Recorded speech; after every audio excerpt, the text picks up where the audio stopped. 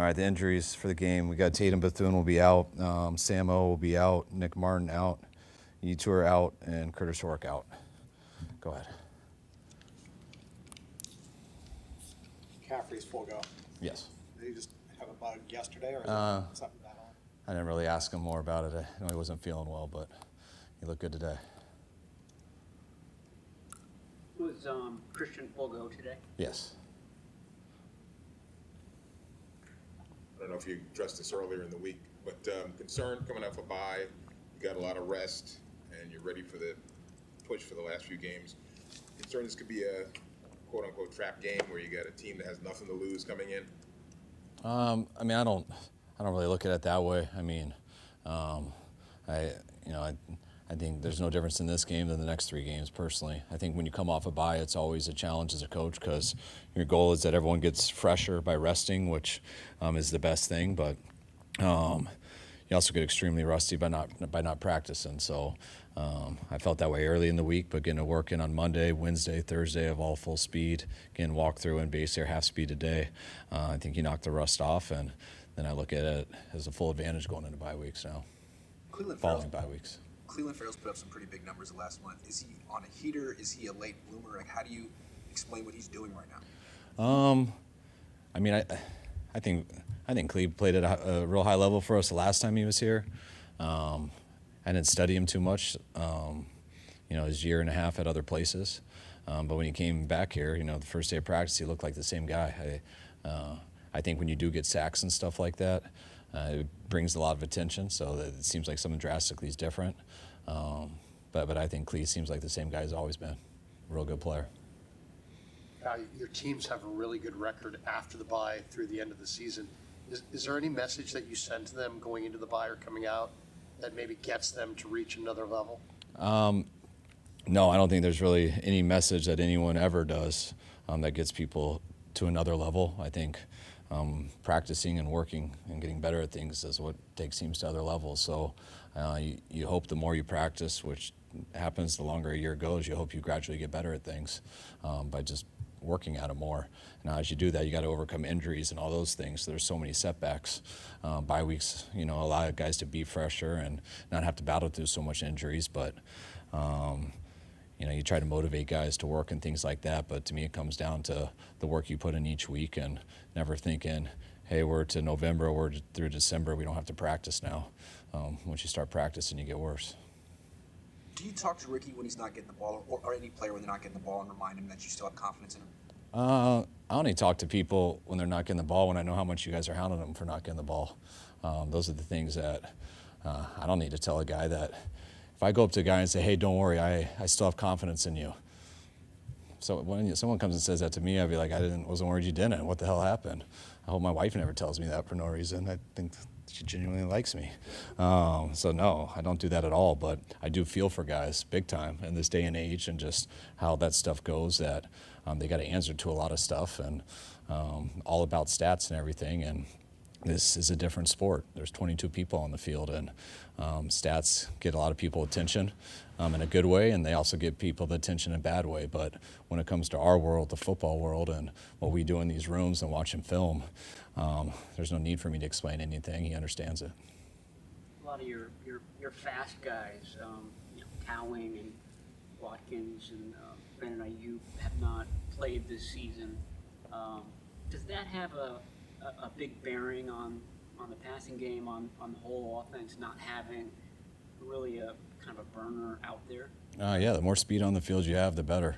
So when you're missing a lot of guys who can run, guys that you're possibly counting on, that definitely affects everything. And when you look at just some of the things you said as a whole, I think our pass game has done a lot of good things, numbers-wise and things like that, and help us win a bunch of games. But it's not just offense either; it's defense also. When you're missing guys who can really run, that does have an effect. If you have all guys out there who can just fly around, but they're not that physical, then you'll see some huge effects the other ways.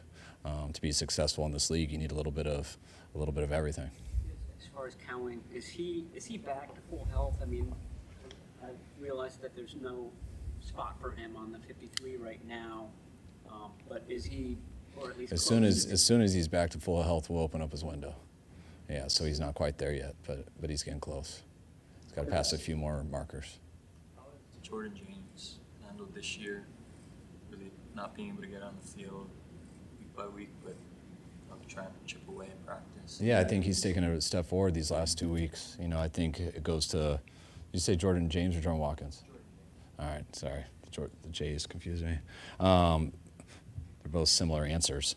But I think he's looked really good, going on about 6 weeks in a row right now, to where it's, we have two guys really running the ball. We have Isaac, who is there if one of those guys go down, especially in like a third down pass roll, who does help at special teams. He kind of missed his window throughout training camp in the beginning of the season to really have one of those spots, and then we trade for Brian, and Brian's, to me, like his last 7 games have probably been his best game 7 times in a row. I think he just keeps getting better. And so it kind of looks like I've been real pumped with him in practice. And it'd be awesome to get 4 guys up. But you're only using really 2 on offense. So it's got to make sense with the rest of the roster. And I think that's the tough thing about this league, because I'm really excited about him. I'm really excited about him on the practice field. And I would really love for him to get up, because he deserves to be. But it's not at the expense of someone else that's doing something at a high level too, and got to make sure it's the right thing for our whole team and our whole roster. There was a report earlier this week that Robert Saleh turned down like a lucrative contract with the Raiders to potentially also be their next head coach down the line. But what does that say about him, that he wanted to come back to this organization, and then also his name's also now, floating around there for a head coaching job? I think Robert had a lot of opportunities to be D coordinator. I think that was definitely one of them.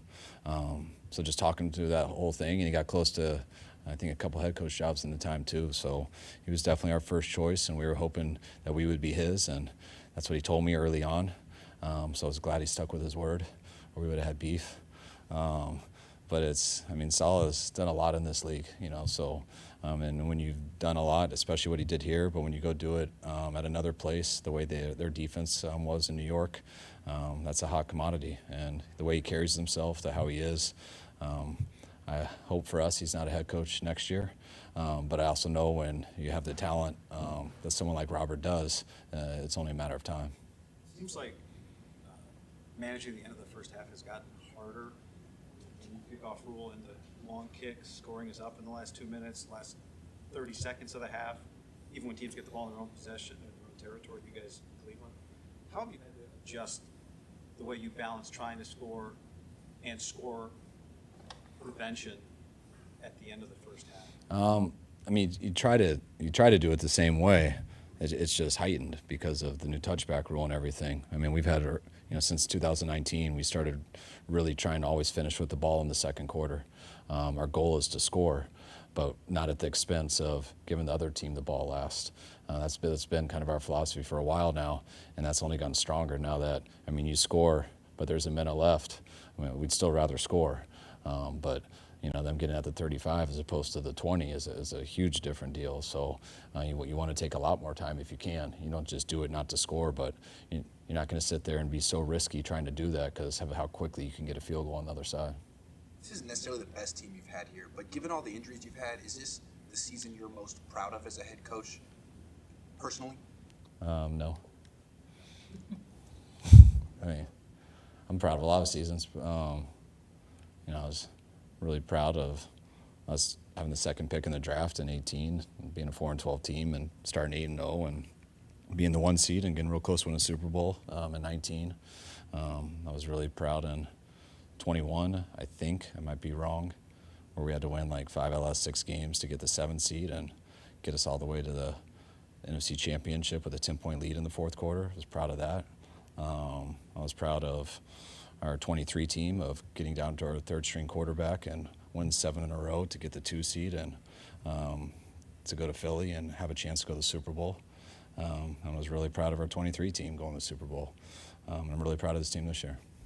Kyle, Boyer seems to have a presence. Obviously, he's doing a nice job.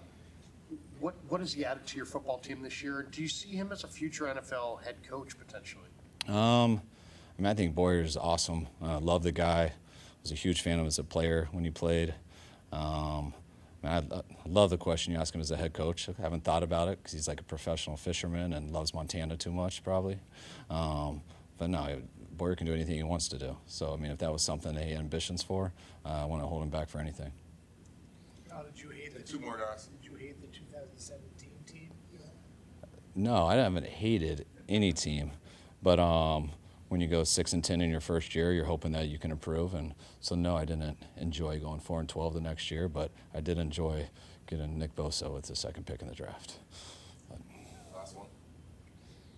Talk to me about how more difficult it is to get the team and the guys and the coaches to have that laser focus as the season wears along.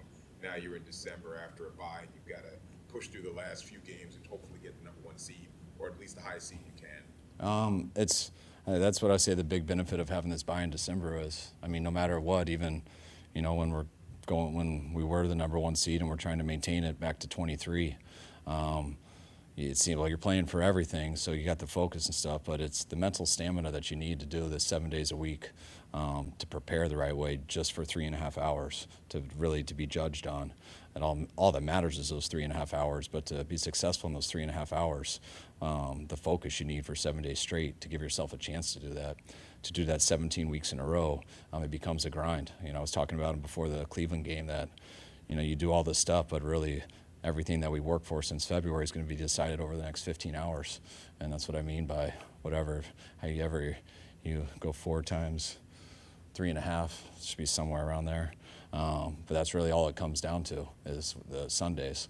But how much you have to work to stay focused, to have a chance to play at a high level there, and that's what gets exhausting for guys. And yeah, it was nice to rest our legs and stuff, but to be able to get away for 5 days or whatever it was, your mind's a little bit fresher, and when you can see 4 games right there to try to get to your ultimate goal, I think that helps a lot with your focus and things like that, and that's what I could kind of feel from our team a little bit this week.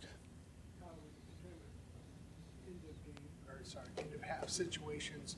So it's like 2nd and 8, and you'd usually pass, but you want to run clock, and so maybe you run, or maybe you wouldn't do that. I mean, have those kind of decisions where it seems a little counterintuitive, and you're balancing, clock now because you've done it since 2019? Is it more second nature, or are those still difficult? No, to me, it's the difficult stuff is when you have a philosophy. But any philosophy you have isn't right 100% of the time. So you got to go against that all the time. You know how hard it was for me in the second quarter versus Cleveland going into the wind. First time in probably maybe my career. I can't remember, but we started with the ball, and I did it solely because we could avoid the wind in the fourth quarter. And we had that wind in the second quarter, and which means that that field goal range is the 25-yard line. And I'm trying to think of what are the odds of us going this far to get inside the 25. Throwing into the wind, which means we can't really go far down the field. We can't kick a long field goal. And so we're going to have to drop back to do all this stuff, and we're going against one of the best pass rushes in the league. What are you doing? Let's run the ball. And that's what I'm thinking. And then all of a sudden it's 3rd and 10, and I'm like, screw it, I'm going to try one. And Ricky makes a big play on 3rd down. You guys should give him more points for that. It was only one stat for you guys, but it was a huge play. And we get a 1st down. Then we throw one quick pass to Juwan the next play, and it's like, all right, screw it. And we throw a far one to George, and it gets caught in the wind, which is why you can't throw that way. But he does an awesome job, spins over his left shoulder, catches it, gets us to the 8-yard line. And then because of the wind, our kicker hits the upright, and it goes in. And I'm like, I'm glad we tried for it. But damn, that could have been real stupid too. All you need is one strip. And I was like, what the hell was I thinking we could pull that off for? And so that's sometimes you got to go with your gut and know nothing's an absolute and live with the consequences. And that progression and that double move. He was. Yep. Usually it's a 2-hitch throw. In those conditions and stuff, it was a double move, so you can't get out of it quite as fast. And Brock was waiting, and he actually took 4 hitches. And it was an unbelievable route that it actually wasn't what I was hoping for, because the original route would have been open, and he still got him on the double move. But if you would have told me that he needed 4 hitches for that, I would have been like, is our quarterback all right? And our O-line gave him those 4 hitches. And so I'm like, all right, well, it must have been not into the wind, but it was. And so all stars aligned on that play, and that's what made it good. One more, if you don't mind. Colton McKivitz seems like he's having a really good season. How much has he improved over the 6 years that you've had him, wherever it's been? Every year. Like, Colton's been unbelievable. Colton's one of my favorite stories here. We cut Colton before. We didn't want to, but it was a roster thing, and he was at the end, and he was competing with another position, and we ended up cutting him and took a big risk. When you cut someone, you might lose them. And he came back on the practice squad, and I remember trying to get into the playoffs versus the Rams in Week 17, and we were thinking Trent was going to go because he did everything he could, or maybe it's the playoff game, I forget. Right before, Trent's like, I can't do it, and we just looked over to Colton, who had just come off practice squad. I'm like, you ready? And there was zero hesitation in him, and he always knew the game wasn't too big for Colton, and he went out there, played at a high level. I think the next year, I want to say the next year is when McGlinchey went, and everyone was wondering who was going to be our starting right tackle, and you still look for people in the draft, and if it would have fallen the right way, we possibly could have taken someone, but we did believe in Colton, that he was going to continue to get better because of the type of guy he is and the ability he has, and he has gone better. And I messed with him all year, but he called a shot and said he was going to be a Pro Bowler this year, so he better play like one, and I think he has. Thank you. Good? All right, guys.